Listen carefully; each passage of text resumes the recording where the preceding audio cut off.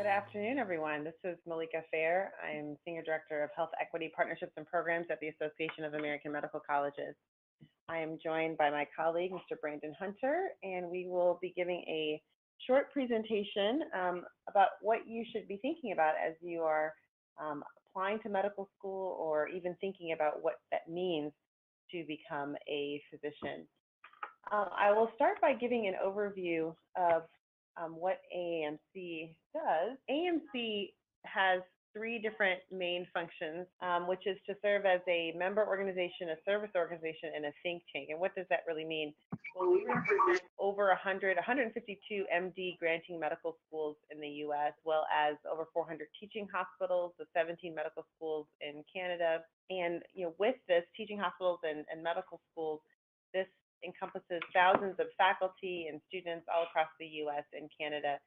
And so we're pleased to be able to talk about some of the efforts that we do on behalf of those members. But you may be most familiar with some of our services, so our MCAT or the application to medical school AMCAS or the application to residency ARAS. And in addition to the services that we provide and the members that we support, we also have a think tank function where we're thinking about what are some of the current challenges facing academic medicine and how are we going to best be prepared for those as well as push the field. So I see this opportunity to talk to all of you as a part of that think tank because you all who are on this call will be our next generation of physicians, and you will help us think about how we can best help you through the process, and we can also talk to you about some of the challenges that currently exist. So what I will do today is talk about 10 things that I think you should think about in preparing to become a physician. I'm an emergency physician by training, and I continue to practice at George Washington University. And so some of the stories that you'll hear me talk about today are things that I've used in my journey, as well as what I talk about when I'm mentoring students. And then Brandon Hunter will, in his presentation, talk about a lot of the resources and efforts that we have at AAMC to support you along that journey. So number 10 is owning your story. When I was in the middle of college and I had one of my first mentorship relationships in a summer internship, I had a meeting with the CEO of the company, and he asked me to see my personal statement. And in my personal statement, I had several things about health disparities and African American populations, underserved access to care. And he took a red marker and circled all of these items and asked me, "Is that really you, Malika?" And I felt taken aback by that because it was me and it was my story, but I hadn't communicated that to him at the time or even well enough in my essay. And from that moment forward, I began to own my story. My family background of growing up near Detroit, Michigan, where there was a lot of health disparities that I saw in my family, my church family every day, and my desire to improve the health of the community that I recognized as a child, and I thought that needed my efforts as a physician. And I hope you all can do the same thing. What is your story? Why do you want to become a physician? What experiences have you had in your own family, in your own upbringing that make you want to become a physician? And other people should be able to hear your story and understand why you. And it's not because you like science and you want to help people or you get really good grades. It needs to be something bigger than that, something that only you can tell that story.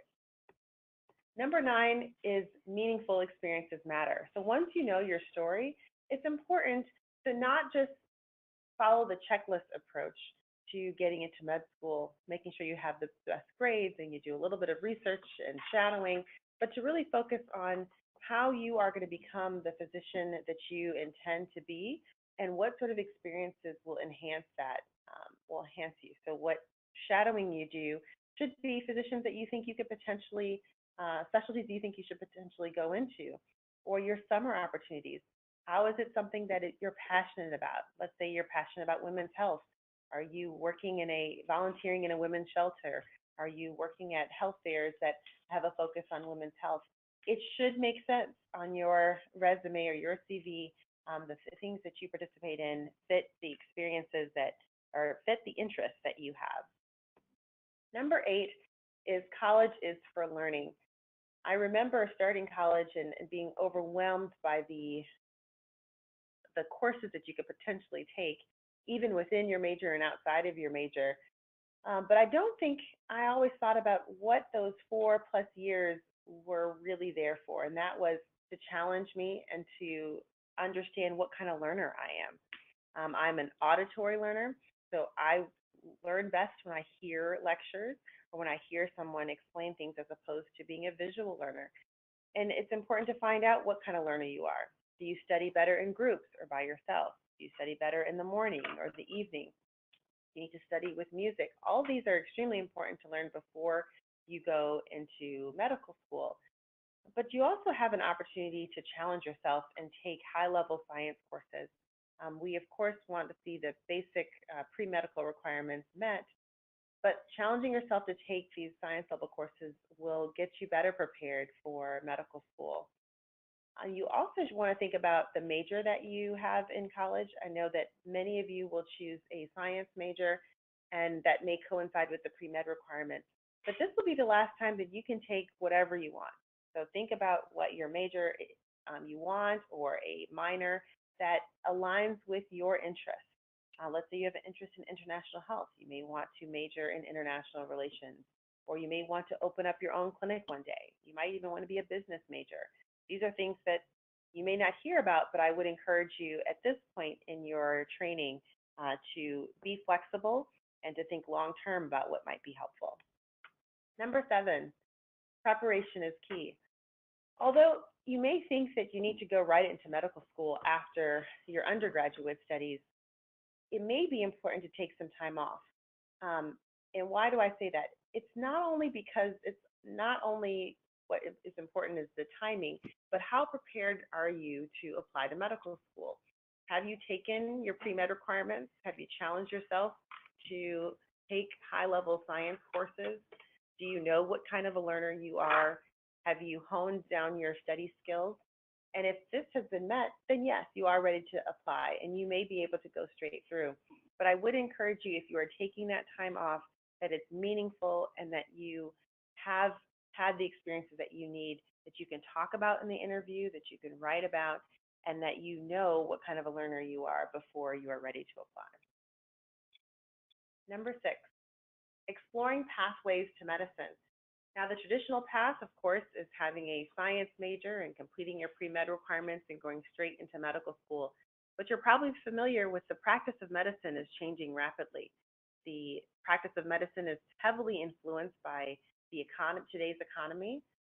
We are understanding that what happens in health and healthcare really only affects 20% of a person's health, and the rest is impacted by social factors and environmental factors, also known as the determinants or social determinants of health.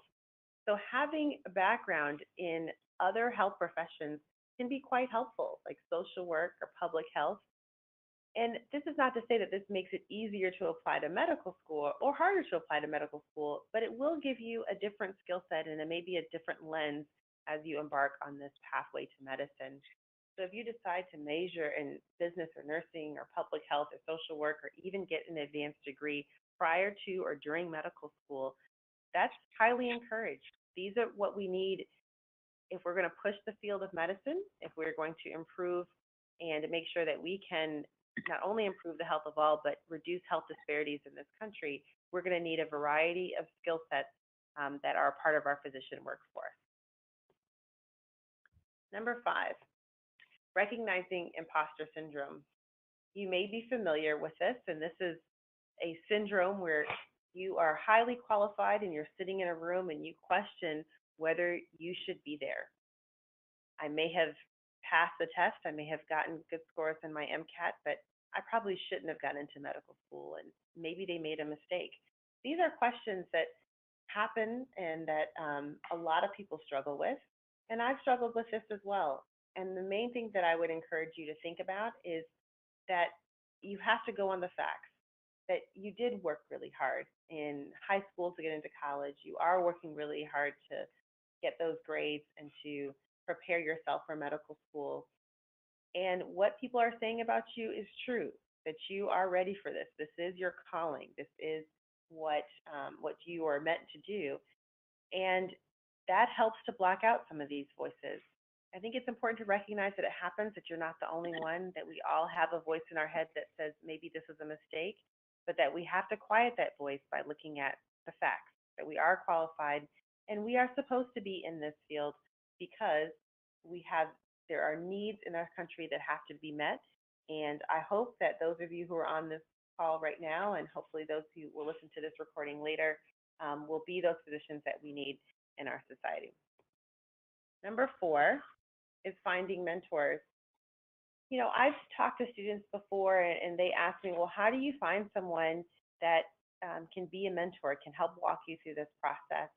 Well, I would encourage you to find a mentor that isn't just any physician, but someone who has a shared interest, whether you're interested in international health or women's health or health disparities, or someone who is interested in helping a population that is close to where you live or where you want to live.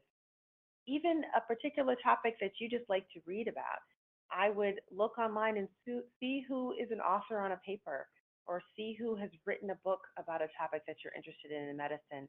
Those are the people who are going to be your best mentor, not just someone who's gone through medical school, but someone who has a similar passion that you have. And come with questions. Ask them what is their biggest challenge? What has helped them become successful? What would they do differently if they could start all over? But to do this process alone is very difficult, and I encourage you to find someone that is further along in this process than you are who can help be a guide. Number 3 is professionalism begins now. So you may or may not be aware that your interview process or your pathway to getting into medical school has already begun with your professors who are in undergrad who will write you a letter of recommendation, your counselors, your pre-med counselors, the facilitators at the clinics where you may volunteer.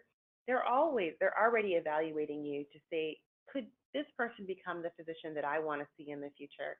So it's important to think about how you are dressing, how you are presenting yourself as a professional, what you are posting on social media, how you are presenting yourself as a future clinician, and be mindful of that. I've seen so many examples of young students who already carry themselves with the responsibility that one day someone will give them the responsibility of having their life in their hands. I've also met other students who are very cavalier about it and say that will happen in the future. And that does not help finding a mentor or encouraging others to write a letter of recommendation for them. So please be mindful of that. Number 2 is understanding the varying roles that physicians will have. Our greatest honor is being able to take care of the patient in front of us and having that responsibility of someone's life in our hands. But there are so many roles outside of patient care, teaching the next generation and doing research as an academic, understanding how a hospital runs or a clinic runs and how insurance is run. All this is a business aspect of medicine. Understanding what happens in your local community and how to make the community connection to improving health. That's what our community physicians are doing. Those who work in federal positions and local positions to affect the policies that impact our entire nation. That's an extremely important role that physicians have. And also those who can think outside of the patient in front of them, but the entire population and improve the health of locally, the health of all, as well as for our nation and public health. So understanding that physicians have all these roles should be liberating for you because there's no set way of becoming a physician. And I hope that we can encourage all of you to think about a diverse career experience for you going forward. And then finally, every path is unique. And I am the most disappointed when I'm talking to a student and they say, well, this is the only way that I know that you can become a physician. And I say, you can't put yourself in a box. There are so many ways that you can go about this trajectory into medicine. And I'll talk to you a little bit about my pathway. I went to Stanford University and I majored in biological sciences, but I minored in economics because I was very much interested in the business aspect of medicine and how that would influence medically underserved populations. I then went to the University of Michigan to study medicine, but also to study public health. And that gave me a balanced perspective of both how to take care of a patient, but how to understand the patient care in the context of a healthcare system that is not always doing great in terms of health disparities in our country. I went to residency in emergency medicine at Carolinas Medical Center in Charlotte, North Carolina. And while learning how to practice emergency medicine, I also became involved with the Emergency Medicine Residency Association with a focus on health policy, because we understand that the nation's health policies are influencing all of our patients nationwide. After residency, I took a job at George Washington University and started teaching in the medical school and taught emergency medicine as well as health policy to the medical students. And then started a public health project at the School of Public Health called the Beyond Flexner, and now the Beyond Flexner Alliance, where we studied the social mission of health professions education with a focus when I was there on medical schools that had a social mission. And then finally, I came to AAMC, where I am very fortunate to work with a great team where we are incorporating population health into medicine, as well as helping our institutions engage with their local communities. And I work within the Diversity Policy and Programs Office. So this is what my pathway was, but every pathway is unique. And I encourage you to think about when you are having a conversation with your mentor and they say, well, what is your story? Make sure that what they underline really is you and it's unique to you. So I will now turn it over to my colleague, Brandon Hunter. Feel free to, you'll have access to these slides afterwards, but these are my top 10 tips for applying to medical school, but we have several resources that he will share with you. Thank you, Dr. Fair. Good afternoon, everyone. My name is Brandon Hunter. I'm the Director of Student Affairs here at the AAMC. And my role for today's webinar is to do my best to equip you as best as to my ability to get ready for this marathon we call healthcare or going into the healthcare careers. Being mindful, going into the healthcare career or any type of healthcare profession is no way a sprint. It is considered a marathon because you will have several hurdles, you will get tired, you will have several people along the way to ultimately you getting to the finish line. So my goal today is really, from my experience, is to give you guys as much of a foundation or at least some additional tips and resources that hopefully will at least start conversations within yourself, with your pre-health advisor, and ultimately, hopefully with your future patients. So what I'll talk about today is really navigating your journey through one, where you are today and where you ultimately want to be is where you can serve your patients, similar to how Dr. Fair has been doing really for several years now. It's not an easy path. Today, we're going to provide you with a lot of information, but you'll have plenty of time to digest it, to utilize it to your benefit. And also, if you have any questions, we'll be available to really address them at the end. Now, today, again, I'm just going to talk about a couple of resources that I feel like will be very beneficial for your journey. A great way to hear directly from students is through a free resource called Aspiring Docs. Aspiring Docs provides resources and inspiration to help you get started on your path to medicine. Here you'll find fact sheets, resource articles, inspiring stories, and a blog called Aspiring Docs Diary Blog, which is written by actual medical school students, residents, and pre-meds. Here you'll also find fact sheets, which are one of the most popular resources because provided quick and thorough information about several topics, including shadowing a doctor, preparing for the MCAT, making the most of your gap year, and what is it like to see a patient for the first time. The link below you'll be able to find several fact sheets, around 40, from different types of topics ranging and from different types of medical schools that you will be potentially applying to. Anatomy of an Applicant is a website where you can read various student stories about their application journey, including their strengths, weaknesses, and advice. In addition to your GPA and test scores, a lot of schools are processing through competency-based admissions, which means that they evaluate you based on you. Now, during this time, your experiences, your goals, your proficiency in these 15 core competencies that you demonstrate will help prepare you for medical school. What is a competency? How to demonstrate it? After hearing these questions from applicants and pre-health advisors, we created the Anatomy of an Applicant website. It defined these 15 core competencies that medical schools look for in applicants and give you tools and examples on how to develop competencies. To show how successful applicants demonstrate these competencies in many different ways, we interviewed real medical students, their pre-health advisors, and the admissions officers that ultimately accepted them to their class. On the Anatomy of the Applicant website, you'll be able to read stories from each of these students about their path to medicine, including perspectives from pre-health advisors and admissions officers as well. You can also learn more about parts of your application and also the complete workbook for the self-assessment at the link below. Now, when looking or selecting medical schools, there are a total of 152 MD granting medical schools in the country. And it may be tempting to just to focus on the academic requirements or even statistics. But try to keep in mind that just like every applicant is different and has their own story and experiences, each medical school is different and has their own mission and also their culture as well. It can be helpful to think about what you're looking for in terms of your goals and values.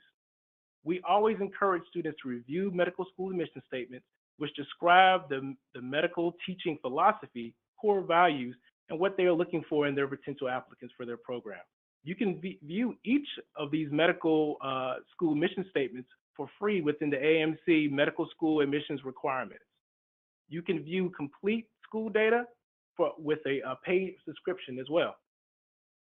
The MSAR, again, houses all profiles from all the medical schools in the US and Canada, and it also allows you to easily compare the different schools that you're interested in, as well as share your data with your pre-health advisor.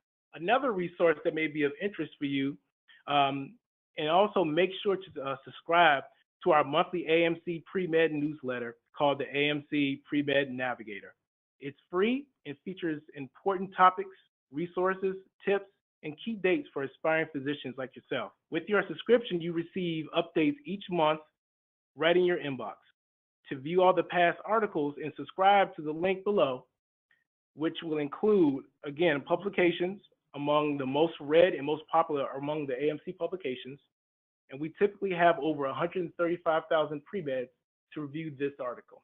Another great resource on our website is the pre-med calendar. It consists of all events that AAMC typically participates in across the country, ranging from recruitment fairs, school visits, or even webinars as well.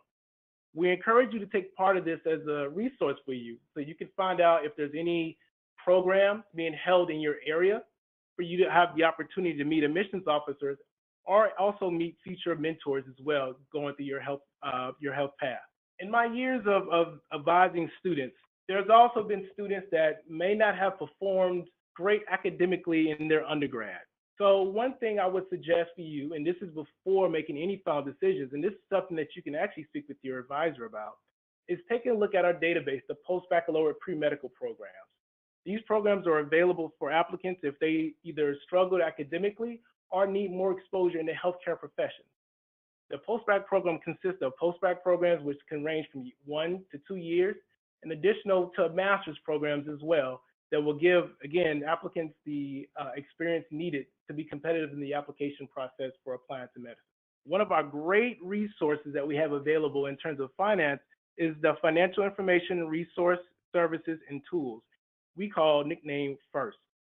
It consists of fact sheets, check sheets, informational videos, repayment charts, loan timelines, financial literacy resources with a MedLoans organizer and calculator.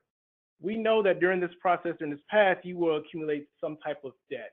And what better way to at least organize your finances and also see what other potential scholarship opportunities are available for you by just taking a search at our website as you see the link below. You'll be able to find additional information through the AAMC website and also find information through your individual school as well. So we encourage you to take part and just organizing your finances and just doing as much and getting as much information as possible and reviewing that information. The next two slides will really provide you with links and different opportunities that may be beneficial for you, not just through the academic school year, but also during the summer as well. The two in front of you will have the public health pathways and the summer enrichment and pipeline programs. It's a database that I encourage you to take advantage of. This will give you an opportunity to see of other programs, again, in your area, in your state, and also nationally that will be to your benefit if you're looking to get some additional exposure in the healthcare setting. And lastly, of some of the resources that we have mentioned so far, and I know some of them had links at the bottom of their slides, here's a full list of all the different resources that we have available for you at the AAMC. Again, if you would like to learn more outside of these resources, you are more than welcome to contact us through our email contact information, which is on the next slide. And now, Malika, will we be opening up for questions? So thank you all for listening to our presentation. We're happy to take any questions from you all. Yes, so I'll start for the questions that came in through our chat box. So feel free to keep on asking questions. But our first question is, where do you suggest to find a mentor, or how do you build that relationship? So that's a great question. What I would encourage you to do is to start first by thinking about what your passion is. So let's say you think you may want to become a cardiologist, and you may not know of any cardiologists in the area. Well, see if there are any health fairs that are happening in your local community, because oftentimes they'll bring a cardiologist to talk to people about Heart Healthy Month, or what's happening locally. The American Heart Association usually does events locally, but I would be topic specific. So find out what you're really passionate about and see who comes there. Also, if there's something that you don't know anyone locally, then I would start to look at your local university and see what people are, what they're publishing on. So let's say you're interested in becoming an anesthesiologist. Well, if you go to your local university and click on the links for all their faculty, they usually have a description of each of the faculty members that are part of that institution and what they are publishing on, what they're passionate about. And if you find that you're passionate about something that they're interested in, then typically their email is listed, or you can call for their email address. When I'm approached to become a mentor, I want to know that my interest is linked to their interest, and then we have a lot to talk about. So I would start there. The other thing I would think about is your volunteer opportunities. So if you're volunteering at a local clinic or at a community-based organization, typically there are physicians who volunteer their times at these organizations. And so you are there to volunteer, they're there to volunteer, they're also there to be a mentor. And that's another way to find physicians who have that interest and also have a similar passion that you might have. I would also add, if you aren't currently now, I would encourage you to interact or at least get active in your pre-health, either your pre-med or pre-health organization on campus. It will give you an opportunity to, one, to interact with others that are going through the exact same struggles that you may be going through, but also they may include where they do visits from different healthcare professions or healthcare professionals that may at least help point you in the right direction. So you have resources available to you on your campus. Awesome, thank you. Our next question is, how do you join the AAMC as a pre-health student, pre-med student, or as a future physician? With a wide range of our resources, and we can provide you guys the links after this webinar. There's plenty of opportunity and plenty of ways to get active in resources that are available for you. The Pre-Med Navigator is an article which you can find online, but it can also be sent to your inbox. All you would have to do is subscribe, and again, it's a free resource. They'll at least get you started of different available resources, different events that are happening really throughout the year. So it's a regular newsletter that can be available to you guys. Once you have, in essence, signed up for any of our services, rather it be MCAT and AMCAS, you'll be automatically sent or be part of a newsletter, a routine newsletter that goes out to give you more additional information really throughout the admission cycle. So if you see the resource page here on the top right corner, you'll see the pre-med calendar. It'll at least give you an opportunity to see where we are attending an event, where it'll give you opportunities to speak to us one-on-one. We understand that email can be a little impersonal, so we encourage you, if you have the opportunity to meet us at events in your area, it'll be a great opportunity for us to just kind of network with you and provide you additional resources, which again, are that you're not easily able to find online. but I would definitely encourage you to at least sign up to the AMC Student Hub so you can at least subscribe to our resources by electronically. Thank you. Another person asks, are hybrid courses frowned upon when you're applying to medical school? So do you know if they gave you an example of a hybrid course exactly? Is it where you spend some time in the classroom setting and then the other time online? They did not specify. Well, I'll say this. So with the 150 schools, they have 152 in terms of how they evaluate their applicants. One thing I would encourage any applicant, any courses that you, before you take them, one, you should speak to your advisor, rather it be a pre-med advisor, your academic advisor. So at least they'll give you an idea of other options before taking this course. Secondly, I would just contact schools of your interest that you're interested in. If you look at the MSAR, it'll give you the breakdown of all the different medical schools and their admissions requirements, and they're pretty straightforward in terms of what they typically will review.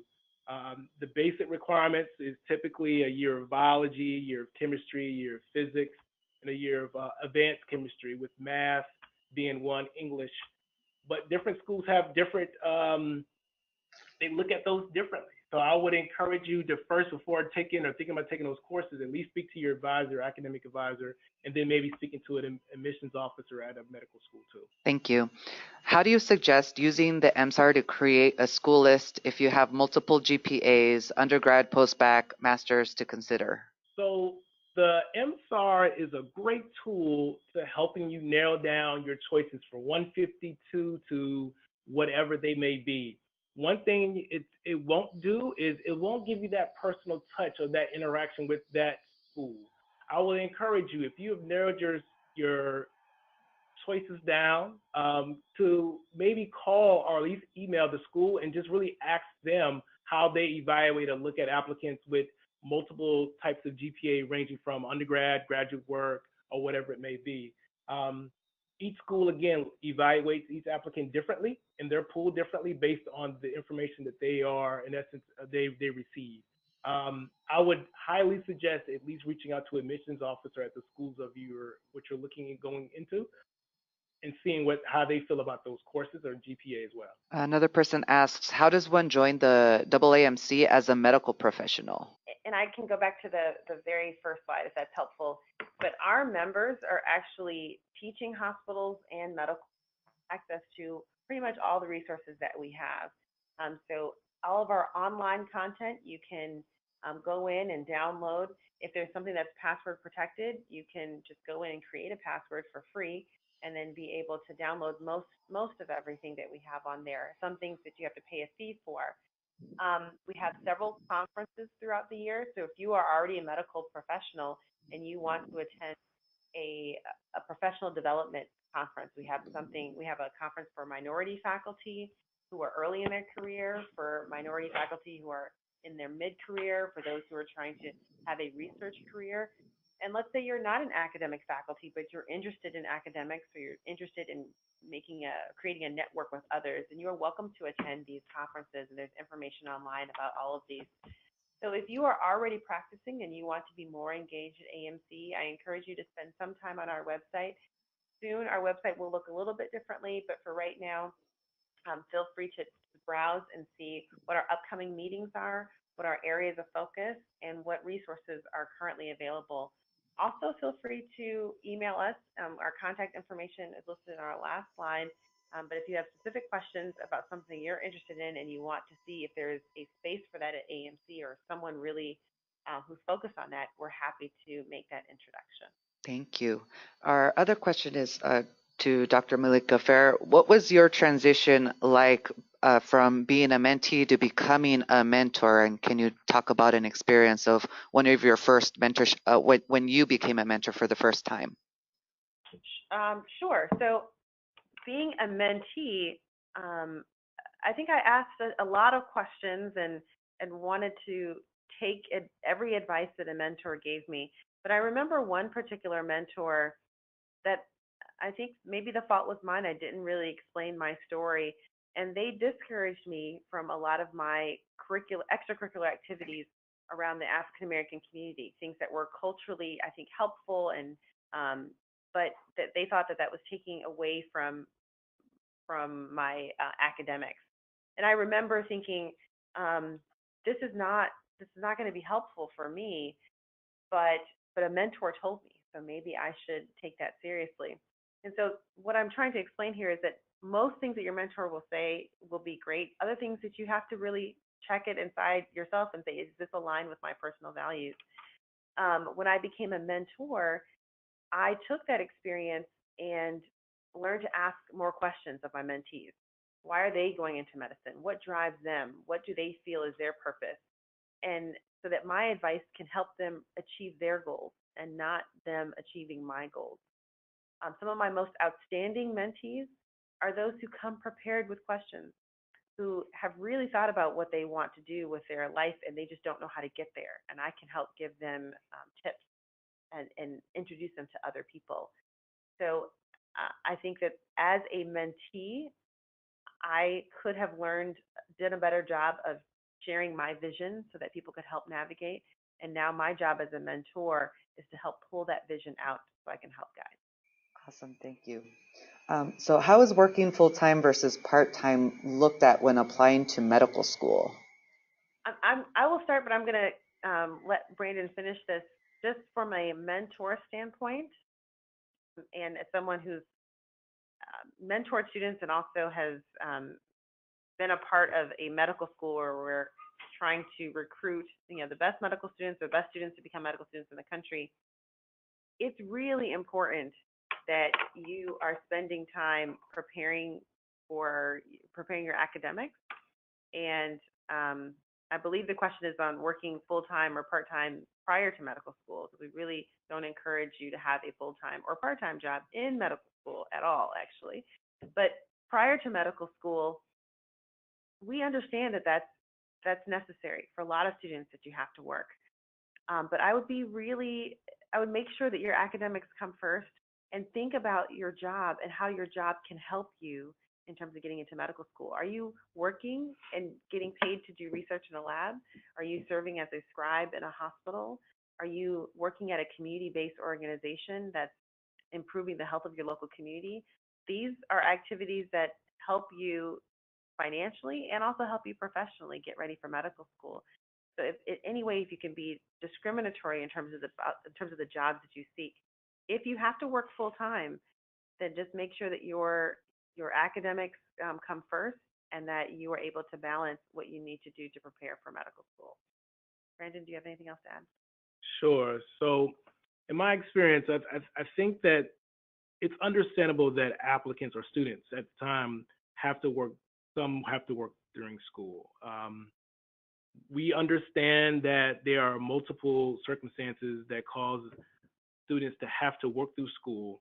But I think one thing that admissions officers and myself, when I did review applications, is a work-life balance.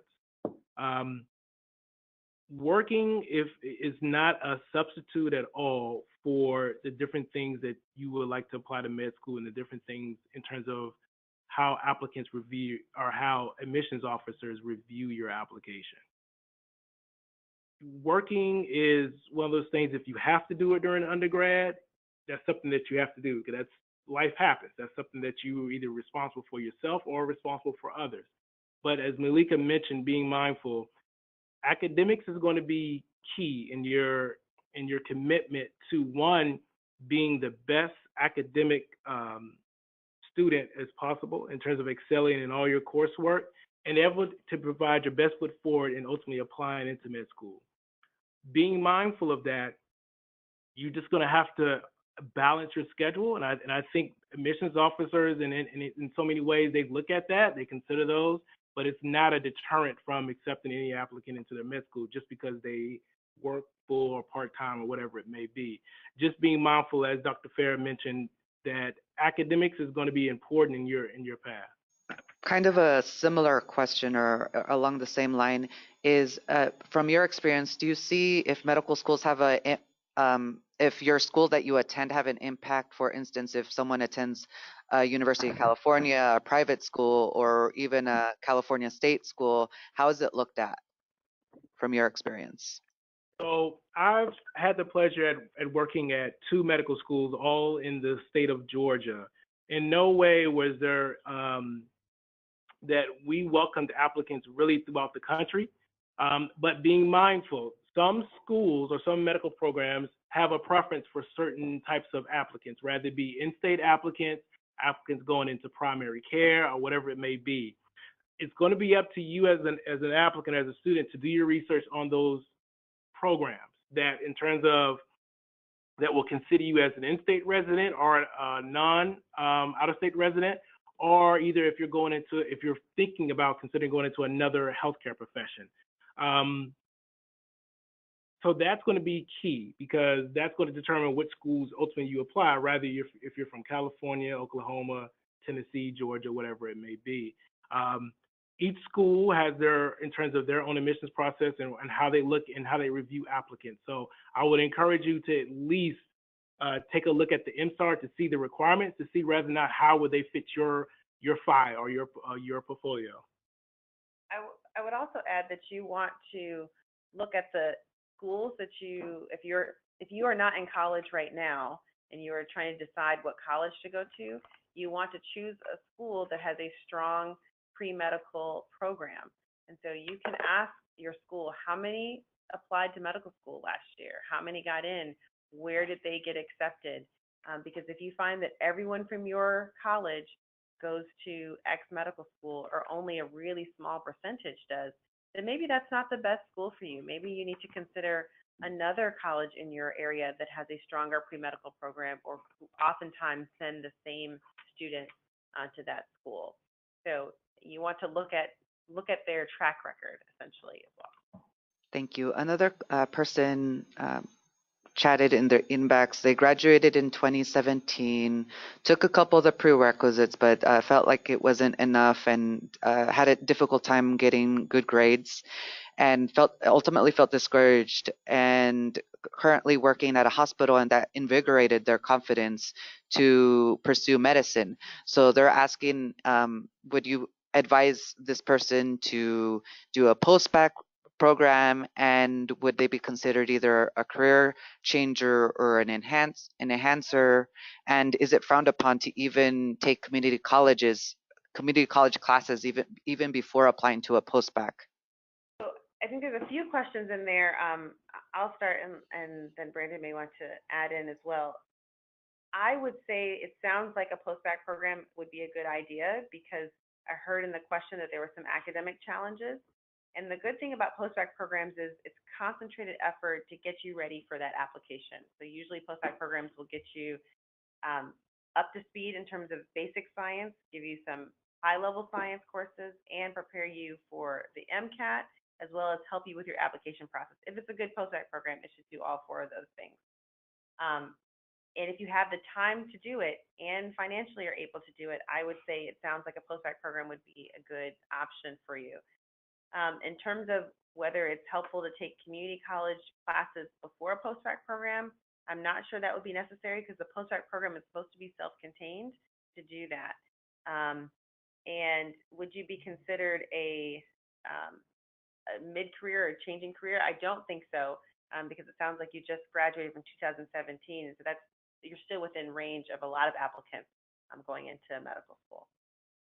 And I would also add to one of the things that if an applicant with that scenario, I would suggest to do, first thing is, one, to reach out to an advisor, an academic advisor, because if the individual had taken coursework, whether it be pre-med courses, science courses, or took them after, it's important to know what that academic portfolio looks like and how well they performed while in undergrad before advising moving on to a graduate level, whether it be graduate level post-bac program, master's program, or a basic science introductory post-bac program. Simply because you want to make sure, one, the rigors of medical school, it's not just academics. It's a balance of a lot of different things. Early on, those different things come into play, rather it be your experience in that healthcare profession, but also academically as well, because of the different things that come with that, rather it be standardized exams, in and outside the classroom setting, I would suggest one, speaking to an academic officer, somebody who they went to school with, or if they have taken junior college coursework, maybe seeing if there's an advisor there that can at least address or at least advise them on the right path on what they may need to take those one additional courses, or figuring out if this is the path for them.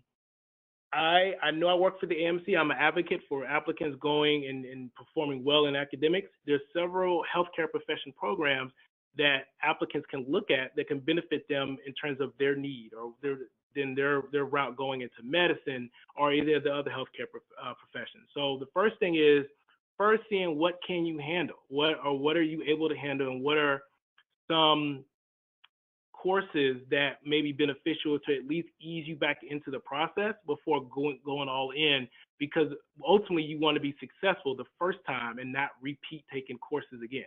You want to make sure the courses that you take will at least set you up for success versus a thing of repeating courses, because when you apply to graduate program and you're seeing these repeat of courses, that doesn't look good. So you want to make sure the first time will be the last time, in essence, that you'll be taking courses, including standardized exams. Thank you. Another person asks, is there a free online resource that shows where students came from, like undergraduate, like during doing their undergraduate careers? I think the question is asking if you, like, is there a map so you can see where people, if you went to certain undergraduate school, where you're most likely to go to medical school? Is that what the question is asking? Or where like from where, like if a medical school shows how many of their students came from a certain undergraduate place? So I guess answer would be I would provide you with two resources at least. The first would be if you are interested in some programs, I would ask them to see, because they'll be able to provide you at least the demographics of their program in terms of the student population that they matriculated or accepted, and then the overall population of the school or the program itself. The second thing I would encourage you to review the Aspiring Docs Diaries, which will give you a handful of students that have went into medicine in their career, and they'll be able to give you their path in terms of where they went to undergrad, if they went to a junior college, straight into undergrad, master's work, any of those different things. So at least we'll give you a snapshot of a handful, but in terms of a larger sense nationally, I would encourage you just to speak with the schools that you're interested in. Awesome, thank you. Another person asks, now kind of getting towards when you're in medical school, is there anything that you're aware of for the 2020 merger for when DO students and both allopathic and osteopathic medical students need to be aware of when applying to residency? So I don't know if I can speak to this in much depth, but we are pleased that under ACGME that both DO medical students and MD granting medical students will be able to train in residency programs that will be accredited for both, essentially. And so as a medical student, I think it's most important to not necessarily think about the accreditation standards of residency and what that means, but how are you preparing yourself for residency? What competencies do you need to meet? How comfortable do you need to be to make sure that you are ready for that? One document that I would take a look at are the core and trustable professional activities for our medical students. So it's called core EPAs. And that's something that you can look on Google, look on our website and find. But that's a list of what we expect a medical student is able to, activities that they're supposed to able to do by the time they finish medical school and go into residency. Something else that you could be thinking about is under ACGME or the American College of, ACGME is Graduate Medical Education, now I'm forgetting the AC part, but they have the competencies for residents, and that will give you a sense of what will be expected when you are in residency and how you can think about your medical knowledge, your professionalism, understanding how the medical system works. Now, this is not something that you will have to think about right now, but you can at least see what that pathway will look like. Thank you. Next question is, Dr. Fer, would you be able to discuss more about your work-life balance and differences across your roles as a professor, director, clinician, and how do you navigate finding the roles you have held?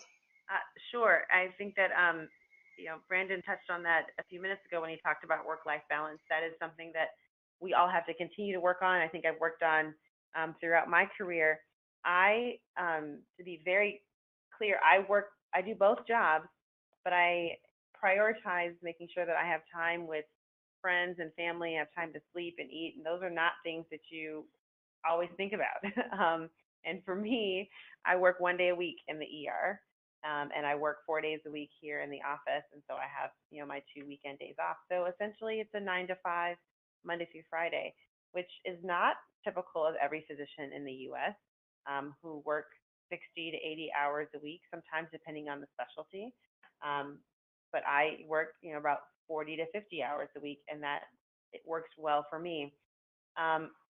Again, I am very focused on what I think my purpose is and how I'm supposed to contribute to the field. And I say yes to activities that enhance that. And I'm working on saying no to things that don't so that I can maintain that work-life balance. The question reads, is there a reason why the Cal State University Los Angeles postbac program is not listed on the AAMC website? Sure. So the database is self-populated. So if that program would like to share their information in terms of their contact information, their requirements, they're more than welcome to contact us so we can make sure that that program is added to the database. Awesome. Thanks. Anyone else have any questions? Hi, this is Bo. I had a question for the physician.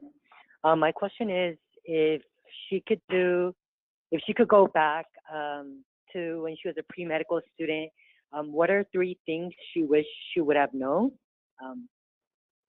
to be a successful pre-med student? Thank you. Great question. So the first thing I wish I had known is that I didn't have to major in biology. I thought that was the path of least resistance. But what I found out in college is that you actually need to like your major a lot. And I liked economics and public health a little bit more than I liked basic science. And I think I would have been more enthusiastic about my classes, would have had better relationships with my professors, would have had small classes. I was in huge 300, 400 person classes for the majority of college. So I'm not able to rattle off professors in undergrad that influenced my career because of my choice of major. So that's one thing I would have done all over again. Secondly, I would have done more shadowing experiences and talked to more physicians as a pre-med student. I did, as my slide showed, I did take a checklist approach at the beginning before I became passionate about what I was going into. And when I did this, I shadowed a few physicians and I said, okay, I think I have a sense of what that means, but I didn't really know what that meant until medical school. And I think it would have helped me have a more balanced view of the demands of medicine. I didn't realize how demanding it was going to be. And I think there was a question that was submitted ahead of time about burnout. That was not evident to me until going into medical school, how so many physicians were burned out and how work-life balance was a struggle for so many. And if I had done a little bit more shadowing and asked more questions, then that would have been helpful. The third thing I probably would have done is take a year off because I worked really hard in undergrad. I worked really hard in high school. And by the time I got to medical school, I was tired. And I think I would have been best served by working at a community-based organization or doing something that I was extremely passionate about and had some time to reevaluate and to make sure this is something I wanted to do. I think I would have ended up still applying to medical school and being right where I am today. But I think I probably would have done even better if I had had a year before I went to medical school. And with that, I feel like it's time. I want to be respectful of everyone's time. Thank you very much to our speakers, Dr. Malika Fair and Brandon Hunter. On behalf of Mimentad, we really appreciate you taking your time. Thank you again for everyone for joining us.